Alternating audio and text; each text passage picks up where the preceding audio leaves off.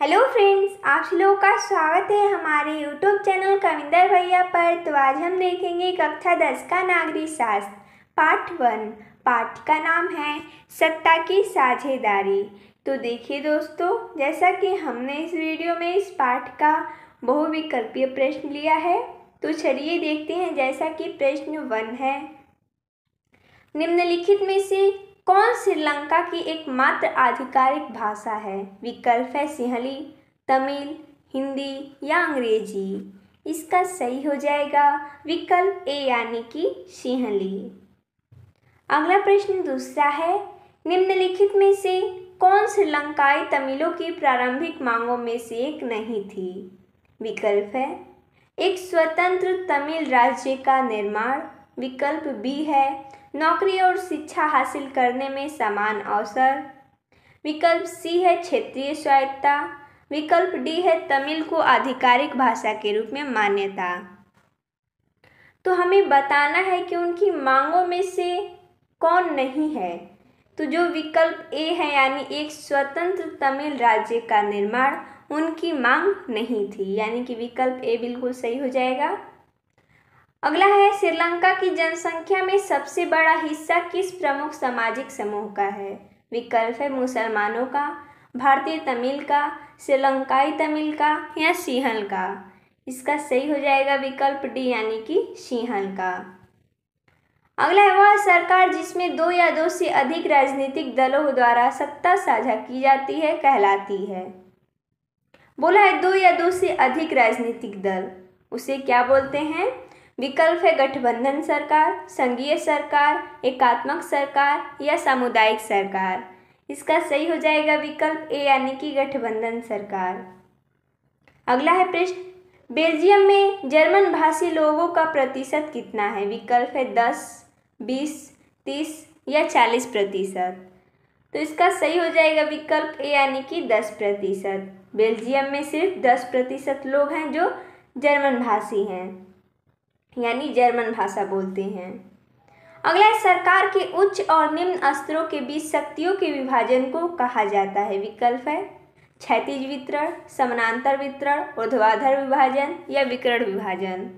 इसका सही हो जाएगा विकल्प सी यानी कि ऊर्ध्वाधर विभाजन। अगला, निम्नलिखित में से किस देश में शक्तियों का संघीय विभाजन है? विकल्प है भारत, बेल्जियम, श्रीलंका, विकल्प डी है ए और बी दोनों। इसका सही हो जाएगा विकल्प डी, ए और बी दोनों। ए में क्या है भारत, बी में क्या है बेल्जियम, यानी कि भारत और बेल्जियम दोनों। इसका सही हो जाएगा विकल्प डी। अगला है, 1856 में पारित एक अधिनियम द्वारा किस भाषा को श्रीलंका की एकमात्र आधिकारिक भाषा घोषित किया गया था? विकल्प है तमिल, सिंहली, हिंदी या अंग्रेजी। इसका सही हो जाएगा विकल्प बी यानी कि सिंहली। अगला है, सत्ता का बंटवारा अच्छा है क्योंकि? विकल्प है यह सामाजिक समूहों के बीच संघर्ष को बढ़ाता है, विकल्प बी है यह राजनीतिक व्यवस्था की स्थिरता सुनिश्चित करता है, विकल्प सी है यह सामाजिक समूहों के बीच संघर्ष की भावना को कम करता है, विकल्प डी है यह हिंसा की ओर ले जाता है। इसका सही हो जाएगा विकल्प सी यानी कि यह सामाजिक समूहों के बीच संघर्ष की भावना को कम करता है।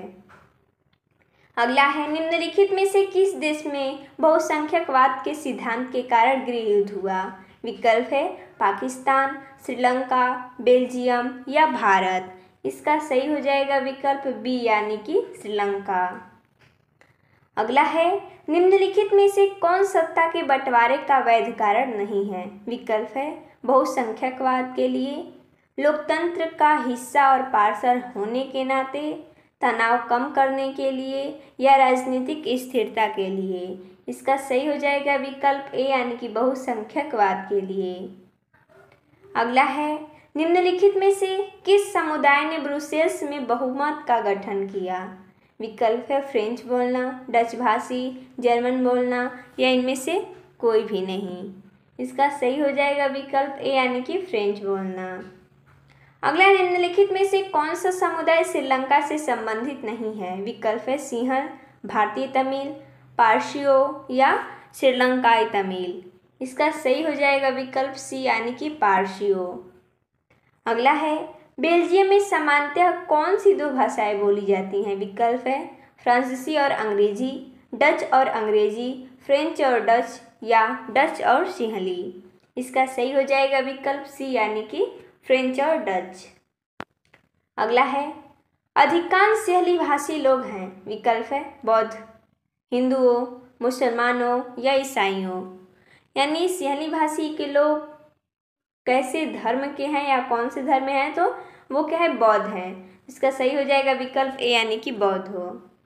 तो देखिए दोस्तों, जैसा कि हमने इस वीडियो में इस पाठ का बहुविकल्पीय प्रश्न लिया था। तो मिलते हैं तब तक के लिए धन्यवाद दोस्तों।